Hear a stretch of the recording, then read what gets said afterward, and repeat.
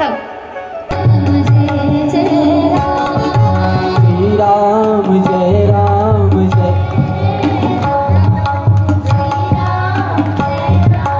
जय जय राम. श्री राम जय राम जय जय राम. श्री राम जय राम जय जय राम. श्री राम जय राम जय जय राम. श्री राम जय राम जय जय राम. श्री राम जय राम जय जय राम. श्री राम जय राम जय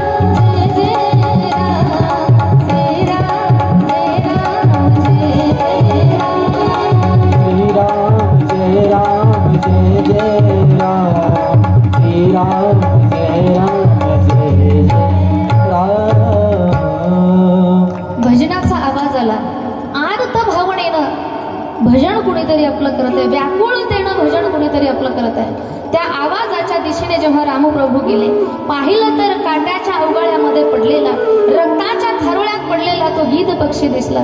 देवाने त्या गीध पक्षाचं डोकं आपल्या मांडीवरती घेतलं रामप्रभूने. जेव्हा त्या गीध पक्षाने पाहिलं प्रभूकडे नाही का, तेव्हा त्यांच्या लक्षात आलं की हा माझा प्रभू रामचंद्र आहे.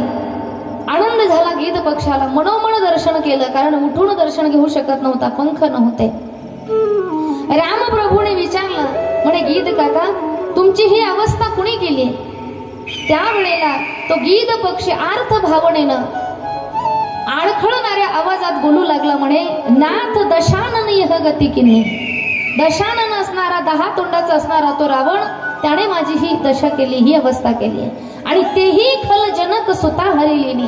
खल म्हणजे वाईट, त्या दुष्ट असणाऱ्या राक्षसाने जनक सुता म्हणजे सीता, तिचं हरण त्याने केलेलं आहे. आणि लय दक्षिण दिशी गयो हो गोसाई. गोसायाच्या रूपामध्ये तो दक्षिण दिशेला गेलेला आहे. तुम गरीबों की सुनो वो तुम्हारी सुनेगा. तुम 1 पैसा दोगे वो 10 लाख देगा. तुम गरीबों की सुनो. एखाद्या गरीबाच्या सुखदुःखामध्ये जर तुम्ही सहकार्य करत असाल आणि त्याच्यासाठी जर तुम्ही 10 रुपये खर्च करत असाल ना, तर भगवंत तुम्हाला त्या 10 रुपयाच्या बदल्यात 10 लाख रुपये कुठे काय देऊन जाईल ना, सांगता येत नाही. पण हे आपण अगोदर केलं पाहिजे. आज रामप्रभू सांगतायत की काका, तुमच्या अंतःकरणात दुसऱ्याविषयी हित आहे ना, तुमचं अनहित कधीच होऊ शकणार नाही, कधीच होणार नाही. आज गीध पक्षी सांगतोय की रामप्रभू, अहो मी एवढा भाग्यवान आहे की जी मांडी राजा दशरथाला मिळायला पाहिजे होती नाही का. 4 पुत्र त्या दशरथा, पण अंतकाळी एकही नव्हता. जी